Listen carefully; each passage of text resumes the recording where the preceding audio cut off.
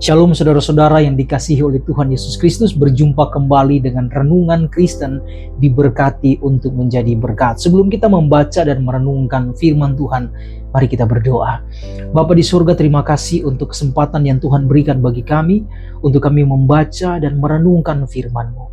Tuhan, buka hati dan pikiran kami, supaya kami mengerti memahami firman-Mu. Terlebih mampukan kami melalui pertolongan kuasa Roh Kudus, supaya kami juga menjadi pelaku firman dalam hidup ini. Di dalam nama Tuhan Yesus kami berdoa dan mengucap syukur. Haleluya. Amin. Saudara-saudara yang dikasihi oleh Tuhan Yesus Kristus, 1 Timotius pasal 4 ayat yang ke-12 dikatakan, "Jangan seorang pun menganggap engkau rendah karena engkau muda. Jadilah teladan bagi orang-orang percaya dalam perkataanmu, dalam tingkah lakumu, dalam kasihmu, dalam kesetiaanmu, dan dalam kesucianmu." Tema kita pada hari ini yaitu menjadi teladan di tengah keterbatasan. Saudara, seringkali usia, latar belakang atau pengalaman membuat seseorang dia merasa kecil dan tidak layak untuk dipakai oleh Tuhan. Bahkan ada orang yang berkata, "Saya kan masih muda, saya tidak kuat, saya tidak mampu, saya tidak pintar. Mungkin nanti saja setelah saya siap, atau nanti saja kalau usia saya sudah pas atau sudah tua." Namun saudara, firman Tuhan hari ini menegaskan bahwa Tuhan tidak menunggu kita untuk kita sempurna, atau umur kita mungkin sudah tua baru dipakai oleh Tuhan. Rasul Paulus justru menulis ini kepada Timotius yang adalah seorang pelayan, seorang pemimpin muda. Bukan untuk meminta dia membuktikan diri dengan kata-katanya, tetapi membuktikan diri dengan hidup yang menjadi teladan. Karena dia masih muda. Saudara, kekristenan sejati tidak diukur dari usia atau jabatan, melainkan dari karakter yang mencerminkan Kristus. Hal yang pertama saudara yang kita pelajari yaitu teladan dalam perkataan. Dikatakan, jadilah teladan dalam perkataanmu. Saudara, perkataan itu mencerminkan isi hati kita. Ada beberapa orang kehilangan wibawa rohani bukan karena mereka kurang pengetahuan, tetapi karena ucapan yang tidak membangun. Ada kata-kata kasar di sana, ada kata-kata kotor di sana, ada gosip atau penuh dengan amarah yang merusak kesaksian hidup. Yang seharusnya sebaliknya saudara, perkataan yang penuh kasih, ada kebenaran di sana, ada integritas di sana, dan hikmat yang justru menguatkan iman orang lain. Karena itu Yesus berkata saudara, karena yang diucapkan mulut meluap dari hati. Matius pasal 12 ayat 34. Saudara, yang menjadi pertanyaan bagi kita masing-masing saudara dan saya, apakah perkataan kita membawa harapan, memberkati orang, atau justru melukai orang? Apakah kata-kata kita mencerminkan Kristus yang kita imani, ataukah didasarkan kepada ego pribadi kita masing-masing? Kan itu dikatakan, jadilah teladan dalam perkataanmu. Yang kedua saudara, teladan dalam tingkah laku. Jadilah teladan dalam tingkah lakumu. Saudara, tingkah laku berbicara itu lebih keras daripada khotbah. Orang mungkin boleh lupa apa yang kita katakan, apa yang kita nasihati, apa yang kita khotbahkan, tetapi mereka akan terus mengingat bagaimana cara hidup kita di tengah-tengah dunia ini.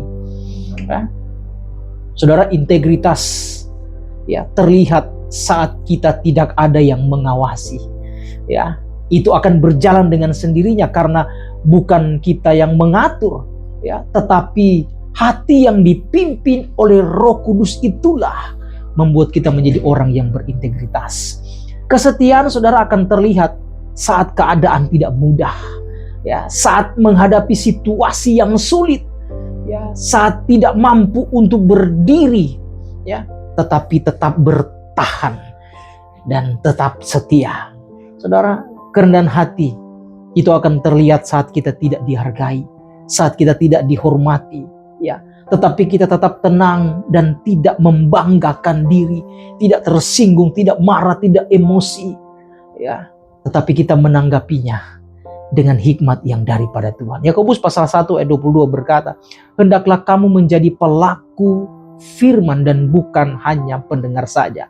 Saudara, pelaku firman artinya tunduk pada firman dan biarkan firmanlah yang menuntun kehidupan kita, baik dalam berkata-kata maupun dalam bertindak. Dan iman yang akan mengarahkan tingkah laku kita yang seharusnya demikian. Yang ketiga, saudara, teladan dalam kasih. Nah, saudara, dikatakan di dalam kasih. Saudara, kasih itu adalah tanda kita sebagai murid Kristus. Ya, tanpa kasih, saudara, pelayanan itu mungkin hanya menjadi satu rutinitas. Tanpa kasih, semua orang yang mengerjakan segala sesuatu itu tanpa kasih itu hanyalah pura-pura yang sia-sia. Ya, kasih yang dimaksud di sini ada bukan masalah perasaan semata. Kasih yang dimaksud bukan hanya sesuatu yang keluar begitu saja, tetapi kasih yang rela untuk berkorban, kasih yang mau mengampuni, kasih yang tetap mau mengasihi meskipun orang tidak mengasihi kita. Ya, kasih yang mau terus direalisasikan meskipun di tengah-tengah situasi yang menyakitkan. Yesus berkata dalam Yohanes pasal 13 ayat 35, dengan demikian semua orang akan tahu bahwa kamu adalah muridku jika kamu saling mengasihi. Karena apa? Karena kasih adalah dasar dari segala sesuatu kehidupan orang yang percaya kepada Tuhan. Tentu ketika kita melakukan dengan kasih, ya, menjadi teladan karena kasih kita dikhianati, kita dicaci maki, kita direndahkan, kita difitnah dan sebagainya. Tetapi ketika kita tetap tenang dan terus mengasihi orang itu, maka kita menjadi teladan bagi orang lain. Tidak mudah, saudara, untuk kita mengerjakan itu selain ada Kristus dalam kehidupan kita secara pribadi. Yang keempat, menjadi teladan dalam kesetiaan. Ya, dikatakan orang banyak katanya bisa kita temukan, kita bisa cari, tetapi orang yang setia sangat sulit untuk mencarinya di tengah-tengah dunia ini. Bagaimana saudara menjadi teladan kita di tengah-tengah ini sebagai orang yang percaya? Teladan dalam kesetiaan. Saudara, kesetiaan berbicara tentang keteguhan iman. Kesetiaan bicara mengenai komitmen kepada Tuhan. Ya, bukan hanya sekedar semangat sesaat. Ya, setia di dalam berdoa. Ya, meskipun mungkin kita belum terlihat langsung jawabannya.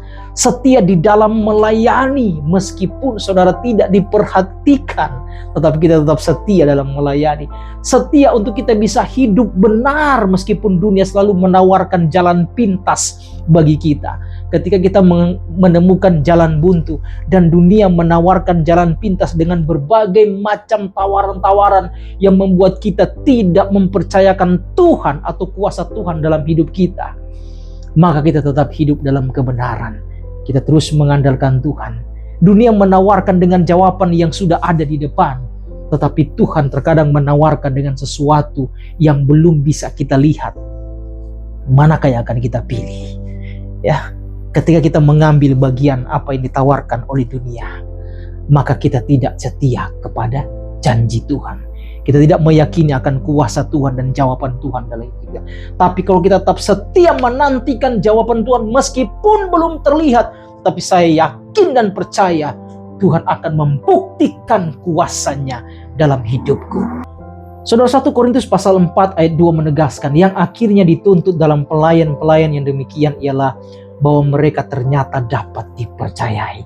Saudara, apakah kita sudah setia kepada Tuhan saat kesulitan datang, bahkan dalam keadaan sulit dan iman mulai teruji? Marilah tetap kita setia, ya, menjadi teladan dalam kesetiaan. Yang kelima, saudara, teladan dalam kesucian dan dalam kesucianmu.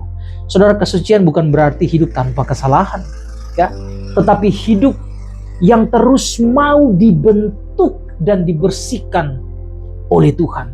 Dan ini lewat proses yang terus berjalan, yang terus kita jalani dan terus kita taati, ya, di dalam mengikuti Tuhan. Di tengah-tengah dunia yang mengaburkan batas kebenaran, kesucian menjadi kesaksian yang kuat.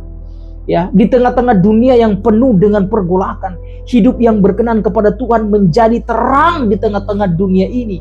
menjadi teladan dalam kesucian kita. 1 Petrus pasal 1 ayat 16 berkata, kuduslah kamu sebab aku kudus. Saudara, kudus artinya kita dipisahkan dari kondisi situasi keadaan dunia yang penuh dengan dosa. Meskipun kita masih hidup di dalam dunia atau di tengah-tengah dunia ini, tetapi sikap hati kita tidak sejalan dengan dunia, tetapi sejalan dengan kebenaran firman Tuhan. 1 Timotius pasal 4 ayat 12 mengajarkan kita bahwa usia bukan penghalang untuk kita melayani atau dipakai Tuhan. Tetapi karakter adalah kuncinya. Dunia membutuhkan bukan hanya orang yang pintar dan berbakat, tetapi saudara, dunia membutuhkan orang yang percaya, yang hidupnya menjadi teladan di tengah-tengah ini. Supaya kita bisa menguasai dunia, kita menggarami dunia dengan keteladanan kita. Karena itu mari kita bertanya kepada diri sendiri, apakah hidupku mencerminkan Kristus? Apakah orang dapat melihat Yesus melalui perkataanku, melalui tingkah lakuku, melalui kasihku, melalui kesetiaan dan kesucianku? Karena disitulah terletak keteladanan orang yang percaya. Tuhan sedang mencari orang yang teladan.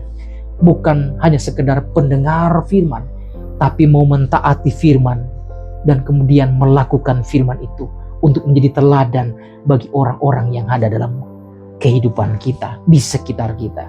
Biarlah hidup kita menjadi khotbah yang hidup bagi dunia, karena keteladanan kita dalam perkataan, dalam tingkah laku, di dalam kasih, dalam kesetiaan, dan dalam kesucian kita. Tuhan Yesus memberkati kita semua. Mari kita berdoa. Tuhan, terima kasih untuk firman-Mu. Ajar kami untuk menjadi teladan dalam segala kehidupan kami, sehingga orang dapat melihat Kristus dan mereka melihat kasih-Mu dalam kehidupan kami. Meteraikan firman-Mu dalam hidup kami. Di dalam nama Tuhan Yesus kami berdoa dan mengucap syukur. Haleluya. Amin. Tuhan Yesus memberkati kita semuanya. Shalom.